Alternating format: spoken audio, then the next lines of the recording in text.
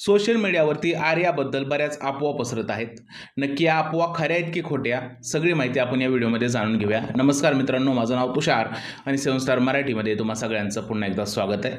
तो सोशल मीडियावरती सगळ्यात मोठी ही अफवा पसरली की आर्या सिक्रेट रूममध्ये आहे। त्यानंतर अजून एक अफवा अशी पसरली की जे आर्याच्या नावाची नेम प्लेट आहे ती नेम प्लेट घरातच आहे, त्यामुळे आर्या परत येणार आहे। तर ह्या दोन अफवा सर्रास सगळीकडे फिरत आहेत आणि अजूनही लोकांना असं वाटतंय की आर्या परत येणार आहे किंवा तिची नेम प्लेट कशी काय घराच्या बाहेर गेली नाही, या गोष्टीसाठी खूप जास्त भयंकर चर्चा होत आहे। तर या सगळ्या लोकांसाठी सांगतो की या दोन्हीच्या दोन्ही अफवा ज्या आहेत त्या एकदम खोट्या आहेत। कारण एकतर आर्या जाधव जी आहे ती बिग बॉसच्या घरातून स्वतःच्या घरी पोहोचलेली आहे, म्हणजेच काय तर आर्या परत येण्याची शक्यता एकदम शून्य झालेली आहे।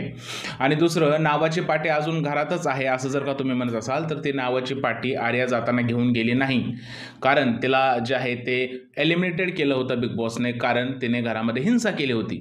त्यासाठी तिला बाकी लोकांना जो मान दिला जातो तो मान मिळाला नाही आणि डायरेक्ट तिला घरातून बाहेर काढण्यात आलं, म्हणून तिची तिकडे नावाची पाटी आहे। आता ही नावाची पाटी काही दिवसात बिग बॉसचे मेकर्स तिथून हटवतील, त्यामुळे आर्या परत येणार आहे किंवा तिची नावाची पाटी असल्यामुळे ती परत सिक्रेट रूममध्ये येऊन घरामध्ये प्रवेश करणार आहे। या सगळ्या जे आहे ते अफवाच आहे, याच्यामध्ये अजिबात सुद्धा सत्यता नाही आहे। मला असं वाटतं की या व्हिडिओमधून तुम्हाला तुमच्या प्रश्नाची उत्तर मिळालीच असतील, त्यामुळे अशा कोणत्याही अफवेवरती विश्वास ठेवू नका।